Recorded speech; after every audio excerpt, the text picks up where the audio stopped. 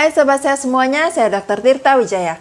Di channel ini kita akan bahas berbagai masalah seputar kesehatan, dan pada kesempatan kali ini kita akan membahas mengenai stroke. Yang dimaksud stroke adalah gangguan persyarafan atau defisit neurologis yang terjadi pada saat otak tidak mendapatkan cukup suplai darah. Kenapa? Otak adalah organ yang paling boros energi di tubuh kita. Kalau pada suatu kondisi tubuh kita nggak cukup darah, organ-organ lainnya itu akan dikorbankan, dihemat pemakaiannya, kecuali otak. Karena semua fungsi tubuh itu diaturnya di otak.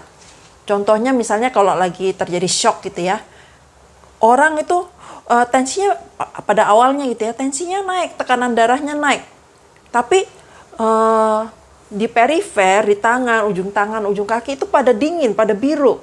Karena terjadi pengkerutan konstriksi dari pembuluh darah. Kenapa? Karena tubuh berusaha sedemikian rupa supaya pemakaian darah itu dihemat yang lain-lain. Kecuali ke otak. Otak nggak boleh dihemat. Jadi jantung bekerja lebih keras memompa darah supaya nyampe ke otak dan supaya nggak hambur-hambur yang di tangan, di kaki, gimana itu dihemat di ini. Nah, itu sebegitu pentingnya peran otak sampai nggak boleh kekurangan darah. Nah, terus apa yang terjadi kalau sampai otak kekurangan darah? Ya, stroke itulah. Secara garis besar, stroke dikelompokkan menjadi dua, yaitu stroke iskemik dan stroke hemoragik. Stroke iskemik itu terjadi saat otak tidak mendapatkan darah karena ada sumbatan obstruksi di aliran darahnya, sehingga ada area-area yang mengalami kematian. Sedangkan stroke hemoragik adalah terjadi karena ada pecahnya pembuluh darah di otak. Jadi kita bayangkan pembuluh darah itu kan seperti selang ya. Kalau yang iskemik itu selangnya mampet. Sehingga ada bagian yang di belakangnya daerah yang mampet itu nggak dapat darah. Sedangkan yang hemoragik selangnya pecah, bocor. Sehingga darahnya ngocor keluar. Tapi bagian yang selanjutnya itu nggak dapat darah. Nah, kenapa ini dikelompokkan menjadi dua ini? Bukan seperti akut atau kronis gitu ya. Karena terapinya bisa sangat-sangat berbeda untuk yang hemoragik sama yang iskemik. Kalau menurut keterjadiannya, sekitar 85% kasus stroke itu disebabkan masuk kelompok yang iskemik. Yang 15% sisanya itu yang hemoragik. Kalau yang iskemik itu terapinya tentu dengan berusaha melepaskan, menghancurkan sumbatan, ya kan? Biasanya dipakai pengencer darah. Nah, sedangkan kalau yang hemoragik, itu darahnya ngocor-ngocor. Bayangkan kalau pada stroke hemoragik yang darahnya ngocor-ngocor dikasih pengencer darah. Apa yang terjadi? Darahnya makin ngocor, makin susah berhenti. Jadi, itulah pentingnya diketahui, ini stroke-nya jenis apa dulu. Karena pengobatannya bisa beda sama sekali. Oke, itu nanti saya bahas berikutnya. Setelah masuk ke dua kelompok besar itu dibagi-bagi lagi. Kalau yang untuk hemoragik lebih straightforward ya pengelompokannya. Biasanya itu berdasarkan lokasi di mana terjadinya pembuluh darah yang pecah atau kebocoran itu adanya di mana gitu ya. Nah, sedangkan kalau untuk yang iskemik itu dibaginya menjadi adanya trombosis, emboli, atau hipoperfusi. Apa itu trombosis? Trombosis itu artinya pembuluh darah di otaknya mengalami penyempitan sehingga nggak bisa mengalir darahnya. Sedangkan kalau yang emboli itu artinya ada sumpalan dari tempat lain yang mengalir di dalam darah terus nyangkut di situ. Jadi sumpalan ini, penyempitannya ini asalnya dari tempat lain, emboli. Jadi ada gumpalan gitulah istilahnya ya. Terus mengalir ikut darah, terus nyangkut di pembuluh darah. Biasanya pembuluh darah yang kecil. Kalau yang gede biasanya lolos aja dia. Nah, terus yang ketiga itu hipoperfusi, artinya nggak ada penyempitan, nggak ada penyangkutan, tapi darahnya nggak nyampe. Hipo artinya rendah ya, nggak nyampe ke otak. Itu biasanya masalahnya adanya di jantung. Nah, selain kedua kelompok besar itu, sebenarnya ada juga stroke-stroke jenis lain, tapi agak lumayan jarang lah ya dibandingkan dengan stroke yang iskemik sama hemorrhagic itu. Yang agak lumayan sering yang pernah saya ketemu itu adalah transient ischemic attack. Itu jadi stroke iskemik juga, tapi dia numpang lewat doang. Jadi kalau terjadinya dalam waktu 24 jam terus sembuh gitu ya sendiri, biasanya sembuh sendiri, itu termasuk transient ischemic attack. Yang pernah saya ketemu langsung itu, jadi pasiennya waktu saya lagi ngobrol nih gini, tahu-tahu dia mulai mengalami defisit neurologis, ngomongnya mulai ini ya. Tapi udah gitu serang beberapa jam balik normal dia gitu. Itu termasuk yang transient. Terus ada juga yang amaurosis fogak, ini juga termasuk transient tapi di mata. Jadi orangnya mengalami kebutaan sementara karena aliran darah yang ke area yang mengatur penglihatan itu terganggu. Jadi orangnya nggak bisa lihat. Sekejap itu berapa menit aja, terus bisa lihat lagi gitu. Itu termasuk yang transient. Jadi kalau per definisinya kurang dari 24 jam itu termasuk yang transient. Tapi biasanya sih keseringan ya, ini kurang dari 1 jam gitu ya, berlalu ya. Nah, terus ada juga stroke yang stroke-nya kecil gitu ya, area otaknya yang terkena, ini biasanya iskemik juga. Jadi karena nggak dapat darah, area otaknya mati, tapi yang mati itu kecil sampai nggak terasa gitu ya, orangnya nggak tahu bahwa itu sebenarnya stroke. Biasanya ketahuannya pas lagi di CT scan atau lagi di MRI, kok ada daerah yang nggak normal gitu ya. Nah itu, jadi itu istilahnya kita silent stroke ya. Terus ada juga stroke yang nggak diketahui sebabnya apa gitu ya, tapi itu jarang lah. Yang besar adalah iskemik dan hemorrhagic ya. Karena otak kita adalah organ yang sangat boros energi, begitu dia nggak dapat darah, dia akan mati. Dalam waktu beberapa menit aja, itu udah mulai bermatian itu sel-sel otaknya. Jadi, baik itu stroke hemorrhagic, stroke iskemik, stroke apapun, kecuali mungkin yang transient ya, itu harus ditanganin dengan sesegera mungkin. Semakin lama, semakin lambat penanganannya, semakin banyak pula sel otak yang mati. Mati itu artinya mati ya, nggak irreversible gitu. Jadi nggak bisa dihidupkan lagi, bukan sakit, tapi mati. Makanya dalam penanganan stroke itu bukan time is money, tapi time is brain cell. Semakin lama, semakin lambat, semakin tertunda penanganannya, semakin banyak sel-sel otak yang mati dan semakin parah terjadi stroke-nya dan semakin susah untuk pemulihannya. Pemulihan itu bukan berarti kita menghidupkan kembali sel-sel otak yang mati, bukan ya. Nanti saya cerita. Jadi untuk penanganan stroke harus dilakukan sesegera mungkin, secepat mungkin, setepat mungkin. Kecuali mungkin seperti yang saya bilang tadi, yang transient ischemic attack. Itu kadang belum nggak diapa-apain, belum sempat diapa-apain pun udah oke gitu loh. Jadi mungkin ada sumbatan, nyangkut sebentar, terus lewat dia gitu ya. Itu mungkin kita belum sempat. Tapi pada umumnya, stroke itu harus ditangani sesegera mungkin, dan golden periodnya itu adalah 60 menit pertama. Kalau ditanganin dengan tepat selama 60 menit pertama, itu kemungkinan besar selnya nggak mati, gitu ya, masih sempat diselamatkan. Ataupun kalau mati nggak banyak-banyak amat lah gitu ya. Nah, kenapa saya bilang harus tepat? Karena seperti yang saya sebutkan tadi di depan, penanganannya bisa sangat beda. Untuk yang iskemik, kita hancurkan darahnya yang menyumbat. Sedangkan untuk hemorrhagic, kita justru hentikan, nggak boleh kasih pengencer darah. Gitu ya. Jadi itu kita harus tahu ini stroke-nya jenis apa sebelum kita mulai terapi. Saya cerita deh ya kejadian yang pernah saya lihat sendiri. Jadi ini pasien stroke datang diantar ke IGD dalam kondisi berdarah-darah dan udah parah gitu. Terus kita tanya-tanya, ternyata sebenarnya stroke-nya udah beberapa jam yang lalu. Jadi waktu itu udah mulai tanda-tanda aneh gitu ya, kelumpuhan separoh, merot, pelok, kayak gitu. Keluarganya udah mulai panik, tapi paniknya itu bukan dibawa ke rumah sakit, bukan dibawa ke IGD, tapi kerokan, kasih pijit. Udah gitu ada yang inisiatif, dicucuk-cucuk ini ujung jarinya sampai untuk dikeluarin darahnya. Katanya nih, kalau dikeluarin darahnya, kan stroke itu kan penyebabnya karena hipertensi gitu ya, tekanan darah tinggi. Terus darahnya dikeluarin dari ujung-ujung jari nih supaya tensinya turun gitu. Dan setelah beberapa jam kondisi pasiennya makin jelek, baru dibawa ke IGD. Nah itu udah lewat golden periodnya.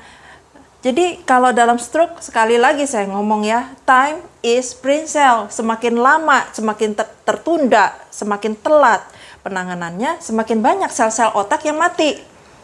Gitu ya. Ini ditundanya beberapa jam lagi, padahal golden periodnya itu 60 menit. Oke lah, 3 jam lah, paling lama gitu ya. Ini udah berjam-jam gitu ya, dan udah berdarah-darah kasihannya. Kenapa nyucuk-nyucuk ujung jari itu nggak perlu dilakukan sebenarnya, karena itu bohong, nggak tepat gitu ya. Kesatu, kita nggak tahu itu jenis stroke-nya apa ya. Bayangkan misalnya itu stroke-nya adalah stroke yang iskemik karena emboli, ada sumbatan yang dari mana terus nyangkut tup. Nah terus nyangkut kan, nggak dapat darah kan bagian otaknya itu. Nah terus dicucuk-cucuk ini buat apa? Buat nurunin tensi, makin nggak dapat darah dong, makin parah dong, ya nggak? Padahal nggak juga sih. Nah, ini nggak ngaruh gitu loh. Misalnya lagi kalau yang stroke-nya hemoragik, terjadi perdarahan di otak. Ya di sini udah ngocor, terus kita turunin tensinya buat apa? Kalau misalnya ya menyucuk-nyucuk di sini tuh untuk nurunin tensi. Kalau misalnya berhasil nih dengan menyucuk-nyucuk nih tensinya turun, di sini tetap bocor, tetap nggak dapet darah, jadi nggak guna gitu loh nyucuk-nyucuk. Itu hoax, jangan dikerjain lagi. Kalau udah mulai kelihatan ada tanda gejala stroke, cepet bawa ke IGD. Ya. Sekali lagi saya bilang, kita harus tahu dulu ini stroke-nya jenis apa. Kalau nggak tahu, yaudah jangan ngapa-ngapain, cari tahu dulu. Daripada nanti kita kerjain sesuatu malah memperburuk kondisi pasien, kan kesian. Ya, semakin banyak sel-sel otak yang mati, semakin susah nanti untuk rekonstruksinya, ya, untuk pemulihannya. Oke, itu adalah yang kejadian. Jadi ingat, time is brain cell, jangan ditunda. Oke ya. Terus apa dong tanda dan gejala stroke? Udah yang gampang aja, yang sering aja, yang kasat mata aja, itu biasanya ya kelumpuhan sebelah tubuh. Udah gitu kalau misalnya bicaranya ada yang jadi pelok, karena kan misalnya nih sini lumpuh, sini nggak lumpuh, sini bisa ngomong tapi sini nggak gerak gitu kan, jadi pelok dia, ngomongnya nggak benar gitu ya. Atau pernah ada satu kasus, jadi pasiennya ini dia ngomongnya jadi ngaco, jadi ngelantur. Itu jadi dia terkenanya di pusat bahasa, bukan pusat bicara. Bicaranya dia motoriknya oke, tapi pemrosesannya enggak. Jadi ngomongnya pasiennya sendiri nggak merasa bahwa dia itu sedang stroke ya. Ngomongnya menurut pasiennya itu dia benar. Tapi kita yang lagi waktu itu saya lagi ngobrol, kok jadi berantakan, belepetan gitu ngomongnya ya. Nah itu tuh bisa juga. Jadi udah satu hal yang aneh. Di awal-awal terjadinya, baik stroke hemoragik maupun stroke iskemik, itu tanda-tandanya mirip karena sama-sama terjadi kematian sel. Nah tapi kalau semakin berjalan waktu gitu ya, kalau hemoragik itu akan terjadi makin parah karena darahnya ngocornya makin banyak gitu ya, makin gak dapet. Jadi kalau darahnya ngocor banyak, itu kan terjebak dia di otak. Sedangkan otak kita kan tertutup tengkoraknya itu kan solid ya, padat. Jadi darahnya itu akan menekan otak. Otak kita kan lembek. Ya, jadi ketekan. Nah, itu ada peningkatan tekanan di dalam rongga kepala. biasanya pasiennya jadi mulai penurunan kesadaran, muntah-muntah, kayak gitu ya. Jadi itu karena efek tekanan, jadi volumenya bertambah di dalam kepala. Itu tapi kalau udah lama-lama, sebaiknya sebelum sampai kondisi seperti itu buru-buru dibawa ke rumah sakit. Nah di rumah sakit pun kalau awal-awal kan susah dibedain ya. Itu biasanya dokter pun nggak bisa tebak-tebakan. Harus dilakukan hal-hal untuk memeriksa, bisa pakai CT scan, MRI, apalah gitu ya. Baru kita lakukan penanganan yang sesuai. Jadi penting ya untuk membawa pasien yang dicurigai stroke ke rumah sakit yang lumayan besar, yang mempunyai fasilitas yang memadai. Jangan ini pasien yang dicurigai stroke dibawa berobat ke dokter yang praktek di apotek yang nggak ada mesin, nggak ada alat, nggak ada apa, yang ngantrinya aja bisa 1 jam lebih. Jangan dibawa berobat ke bidan. Jangan dibawa ke rumah sakit kecil yang cuma ada mesin X-ray. Itu nanti bakalan dipindah-pindahin lagi, ditransfer lagi ke rumah sakit yang besar gitu. Jadi langsung aja ke rumah sakit yang memang punya fasilitas untuk melakukan pemeriksaan itu. Terus tapi gimana dok kalau misalnya itu bukan stroke, ternyata bukan stroke, gimana dok kalau gejalanya mirip-mirip? Ya nggak apa-apa gitu. Lebih baik kita agak parno, kita bawa buru-buru ke rumah sakit besar, ternyata bukan stroke, daripada kita bawa berobat ke praktek dokter yang nggak punya alat, terus pindah ke rumah sakit kecil yang alatnya nggak lengkap, terus dipindahin lagi ke rumah sakit besar. Kalau itu ternyata stroke kan golden period-nya udah lewat gitu loh. Dan makin lama, makin banyak sel otak yang mati. Time is brain cell. Jadi lebih mending dalam kasus ini, lebih mending kita parno, gitu ya. Bawa ke rumah sakit besar. Langsung ke IGD, jangan ke praktek dokternya. Langsung IGD, supaya penanganannya jauh lebih cepat. Gitu ya. Itu adalah untuk penanganannya. Kalau untuk pengobatannya itu urusan dokternya deh ya. Intinya gini aja lah. Kalau untuk yang hemoragik ya dihentikan pendarahannya. Kalau yang untuk iskemik ya diperbaikin itu. Kalau misalnya ada sumbatannya dilepas gitu ya, dihancurin gitu ya. Kalau misalnya hipoperfusi dilihat kenapa nih sampai terjadi kekurangan itu urusan dokternya deh. Prinsipnya seperti itu aja. Nah, terus bagaimana pemulihannya? Jadi saya dapat dari sobat sehat juga bilang, "Wih, saya kena stroke nih, udah berapa tahun masih belum bisa mandiri apa." Memang untuk stroke itu begitu. Namanya sel kita udah mati, sel otak kita udah mati gitu ya. Yang bisa dilakukan untuk pemulihan itu sangat tergantung pada berapa banyak sel yang masih tersisa, berapa banyak sel masih hidup. Kalau pada saat terjadi stroke terus terjadi pembuluh darah kolateral, itu maksudnya kayak kita jalan gitu ya, jalanan ada yang macet jalan gedenya, tapi banyak jalan tikus gitu ya, jadi darahnya itu masih bisa mengalir gitu.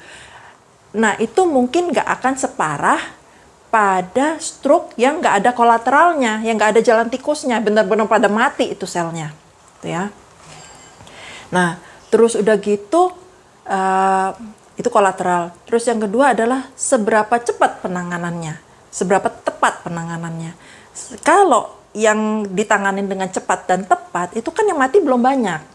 Jadi kalau yang mati belum banyak, sel-sel otak yang di sebelah-sebelahnya itu dia akan mengambil alih fungsi dari sel-sel otak yang sudah mati, gitu ya. Nah, udah gitu yang penting lagi adalah fisioterapi. Jadi memang pada saat terjadi stroke itu akan terjadi kehilangan fungsi, tergantung areanya mana. Misalnya kalau yang kena bagian otak yang mengatur kaki, jadi nggak bisa jalan gitu ya. Yang kena adalah bagian otak yang ngatur otot-otot di wajah, jadi otot-otot wajahnya lumpuh sebelah gitu. Nah itu akan dilatih melalui fisioterapi supaya otak kita yang bagian lainnya itu ngambil alih. Jadi fisioterapi itu bukan menyembuhkan ya. Yang otak selnya udah mati, sel-sel otak udah mati, udah bye-bye mati gitu ya. Jadi yang diajar adalah yang masih hidup, yang tersisa. Dan ini butuh waktu, nggak bisa simsalabim terus bisa jalan lagi, simsalabim bisa ini lagi, enggak. butuh waktu. Bayangkan misalnya nih, kita di satu perusahaan yang tadinya stafnya ada, karyawannya ada 200 orang. Terus karena satu dan lain sebab, ini dari 200 orang tinggal 100. Kerjaannya sama.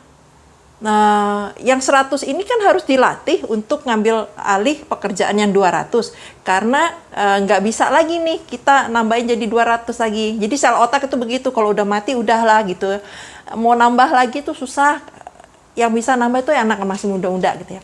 Jadi bayangkan, nah dari karyawan yang 200 ini tinggal 100, yang 100 orang ini dilatih untuk ngambil alih pekerjaan yang 200, asalnya 200. Bisa langsung enggak? Enggak kan? Harus diajarin, dibiasain dulu. Apalagi otak kita itu sangat-sangat highly specialized. Dia bagian ini penglihatan, bagian ini pendengaran, bagian ini gitu.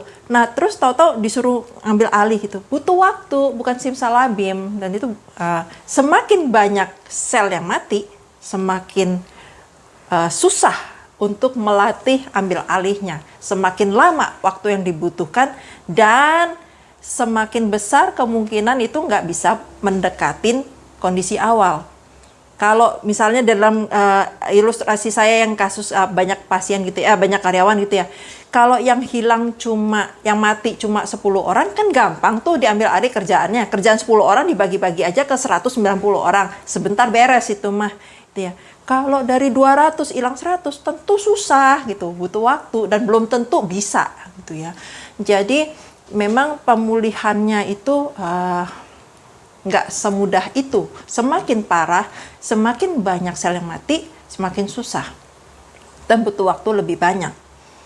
Nah, yang saya agak sayang untuk pasien yang saya pernah ketemu gitu ya, kebanyakan menganggap fisioterapi itu buang-buang duit, buang-buang waktu. Apa sih, orang cuma diajarin jalan, oh masih cuma diajarin. Iya, memang tujuannya fisioterapi itu untuk mengembalikan kemampuan kemandirian dari si pasien. Dan fisioterapi itu bukan cuma dilakukan pada saat kita ke tempat terapisnya, tapi pada saat kita di rumah, misalnya terapinya itu seminggu 2 kali. Jadi yang 5 hari sisanya itu di rumah tetap kita harus latihan. Semakin kita sering lakukan latihannya, semakin terlatih otak kita. Tentu dengan memperhatikan keselamatan ya. Kalau misalnya nih pasiennya risiko jatuh tinggi gitu ya, tempat latihan di rumah itu harus dibuat sedemikian rupa supaya nggak gampang jatuh pasiennya. Terus jangan dilakukan sendirian, harus ada yang nemenin, yang jagain, kayak gitu ya.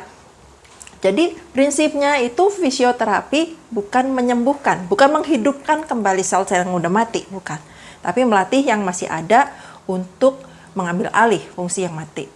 Nah, terus yang keempat lagi yang penting adalah mencegah jangan sampai terjadi stroke lagi. Emangnya kalau udah pernah kena stroke bisa kena stroke lagi? Ya bisa, selama masih ada sel-sel otaknya, ya terus terjadi lagi kekurangan ini ya makin banyak yang mati nanti gitu. Jadi makin susah pemulihannya. Nah, kita lihat apa aja faktor resikonya, apa penyebabnya. Itulah yang harus diperbaikin. Oke, faktor risikonya yang sering itu adalah hipertensi yang tadi saya sempat sebut. Memang kebanyakan memang penderita stroke itu ada hipertensi. Hipertensi itu bisa mendorong misalnya gini, pembuluh darah kita terus ada pengerakannya gitu ya, menyempit. Nah terus karena tensinya tinggi, ini rontok dia plaknya gitu ya, plaknya rontok, nyangkut di mana-mana jadi emboli gitu ya, itu bisa. Atau karena tensinya tinggi, jebol pembuluh darahnya, bisa. Jadi lakukanlah hal-hal supaya tensinya nggak tinggi. Berobat ya. Dok, nanti saya jadi ketergantungan obat dong dok. Kalau obat hipertensi itu kan diminum seumur hidup. Oke lah, pada sebagian besar kasus memang harus diminum seumur hidup. Bukan karena ketergantungan, tapi karena orangnya nggak terkontrol tensinya tanpa obat. Gitu ya. Jadi kalau dia nggak minum obat, tensinya naik lagi. Bukan ketergantungan, tapi karena kontrolnya jelek. Tuh.